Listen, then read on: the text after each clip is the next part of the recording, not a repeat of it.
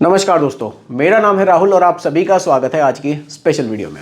आज की वीडियो का टॉपिक है मोतीलाल ओसवाल म्यूचुअल फंड। देखिए, ऐसे बहुत से लोग हैं जिन्होंने मोतीलाल ओसवाल म्यूचुअल फंड में निवेश किया हुआ है। किसी ने मिड कैप में किया है, स्मॉल कैप में किया है, लार्ज एंड मिड कैप में किया है, फ्लेक्सी कैप में भी किया है। काफ़ी सारे लोगों ने इन म्यूचुअल फंड्स में निवेश किया हुआ है और बहुत सारे लोग ऐसे हैं जिन्होंने मोतीलाल ओसवाल के ही लार्ज एंड मिड कैप में, फ्लेक्सी कैप में, स्मॉल कैप में, सभी कैटेगरीज में निवेश किया हुआ है। और अब लोग कह रहे हैं कि हमें इस म्यूचुअल फंड से निकल जाना चाहिए। क्या ये सही समय है यहाँ से अपने पैसे को निकाल लेने का? चाहे किसी ने एसआईपी की है, चाहे किसी ने लमसम किया है, लोग ऐसा क्यों कह रहे हैं कि इस म्यूचुअल फंड से अब निकल जाना ही बेहतर है? और क्या इस म्यूचुअल फंड में ऐसा हुआ है जो अभी तक लोग इसमें इन्वेस्ट करने की बातें करते थे वो अब इससे निकलने की बात करने लगे हैं? अगर आपने भी मोतीलाल ओसवाल की किसी म्यूचुअल फंड स्कीम में निवेश किया हुआ है तो बहुत ही ध्यान से समझिएगा। वीडियो आपके लिए बहुत ही ज़्यादा इन्फॉर्मेटिव होने वाली है।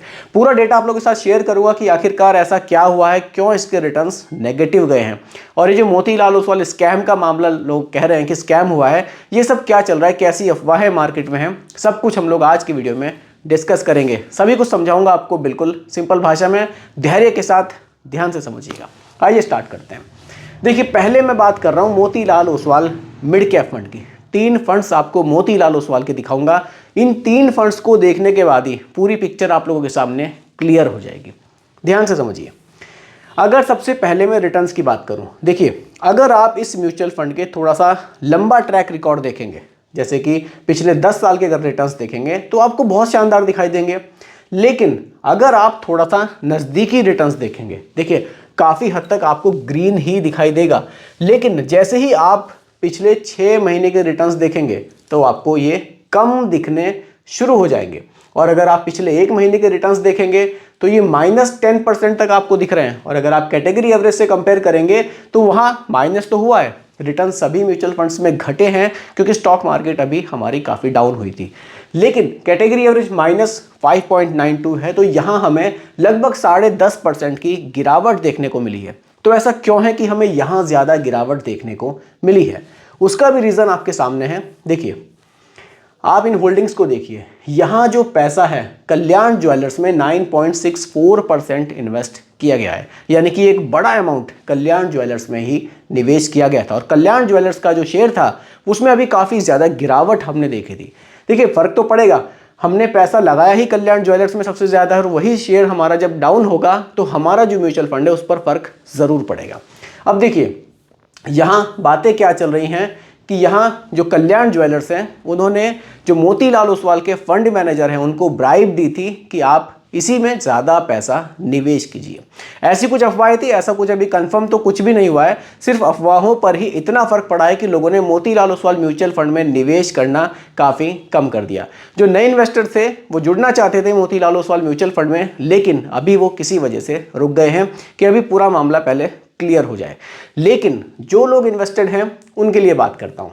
देखिए, कोई भी डिसीजन बहुत जल्दबाजी में मत लीजिएगा और लेना भी नहीं चाहिए। किसी भी म्यूचुअल फंड के पिछले 1 महीने के, 3 महीने के, 6 महीने के रिजल्ट देखकर हमें बिल्कुल भी ना तो उस म्यूचुअल फंड से एग्जिट करना चाहिए और ना ही उस म्यूचुअल फंड में निवेश करना चाहिए। उस म्यूचुअल फंड की होल्डिंग्स को देखिए, उसका थोड़ा सा एक लंबा ट्रैक रिकॉर्ड देखना ज़रूरी है कि पिछले 3 साल में, 5 साल में इस म्यूचुअल फंड की क्या परफॉर्मेंस रही है।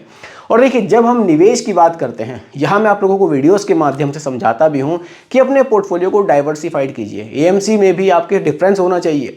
ये नहीं होना चाहिए कि मेरे को मिड कैप में निवेश करना है तो भी मोतीलाल ओसवाल है, स्मॉल कैप में निवेश करना है तो भी मोतीलाल ओसवाल है, फ्लेक्सी कैप चाहिए तो भी मोतीलाल ओसवाल है। ऐसा नहीं करना चाहिए। ऐसा करने से नुकसान ज़्यादा होता है। क्यों होता है वो भी समझाऊंगा। देखिए, अभी हमने मोतीलाल ओसवाल मिड कैप की बात की थी, अब हम बात करेंगे Motilal Oswal large and mid cap fund की। इस फंड की भी होल्डिंग्स को देखिए। यहाँ भी आपको कल्याण ज्वेलर्स दिखाई देंगे 4.88%। यहाँ भी कल्याण ज्वेलर्स में निवेश किया गया है। एक फंड आपको और दिखाता हूँ, पूरी पिक्चर क्लियर हो जाएगी। मोतीलाल ओसवाल फ्लेक्सी कैप, यहाँ भी आप होल्डिंग्स को देखिए। यहाँ भी कल्याण ज्वेलर्स 10.04% आपको देखने को मिलेंगे। यानी कि मोतीलाल ओसवाल के जो मैक्सिमम फंड्स हैं, मैक्सिमम स्कीम्स हैं, उनमें मोतीलाल ओसवाल ने हमारे कल्याण ज्वेलर्स जो हैं ये इनको बहुत तवज्जो दी है, बहुत पैसा यहाँ निवेश किया हुआ है। अब कल्याण ज्वेलर्स का जब शेयर प्राइस डाउन हुआ तो सभी स्कीम्स में हमें काफ़ी नेगेटिव रिटर्न्स देखने को मिले। अब आप एक चीज़ सोचिए, आपने मान लीजिए मोतीलाल ओसवाल मिड कैप में निवेश किया हुआ था, ठीक है, लेकिन फ्लेक्सी कैप आपने मोतीलाल ओसवाल ना लेके किसी और एएमसी का लिया होता, मान लीजिए पराग पारिक में निवेश किया होता या एचडीएफसी में निवेश किया हुआ था, तो आपको इतने नेगेटिव रिटर्न्स देखने को ना मिलते। क्योंकि यहां भी देखिए फ्लेक्सी कैप है, यहां भी रिटर्न्स काफी गिरे हैं। कैटेगरी एवरेज अगर आप देखेंगे पिछले एक महीने का तो वो -5 है, लेकिन यहां -8.74 हमें देखने को मिला है। यानी कि मोतीलाल ओसवाल में जो गिरावट है वो काफी ज्यादा हमने देखी है। देखिए ये अप एंड डाउन्स का दौर हमेशा म्यूचुअल फंड में चलता है। अभी कुछ इशू है, अभी तक देखिए कुछ भी कंफर्म नहीं है कि कुछ ऐसी ब्राइब दी गई थी या नहीं दी गई थी, वो कुछ भी नहीं है अभी।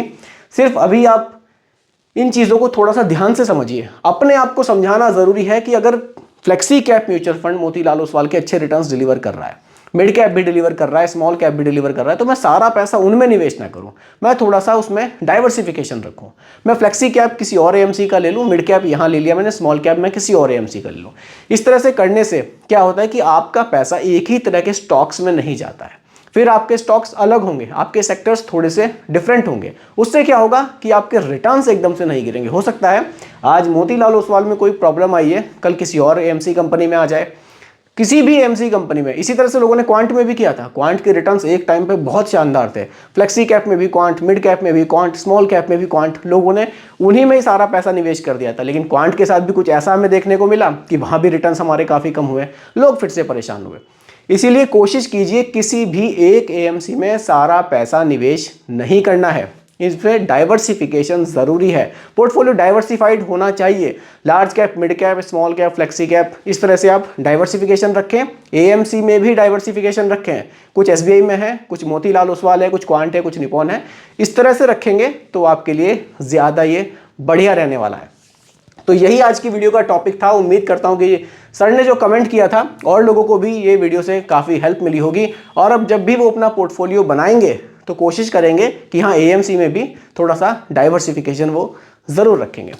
तो दोस्तों उम्मीद करता हूँ कि टॉपिक आपको क्लियर हुआ होगा। बाकी वीडियो पसंद आई हो लाइक शेयर ज़रूर कीजिएगा, और चैनल पर अगर आप नए हैं इसको भी सब्सक्राइब आप ज़रूर कीजिएगा।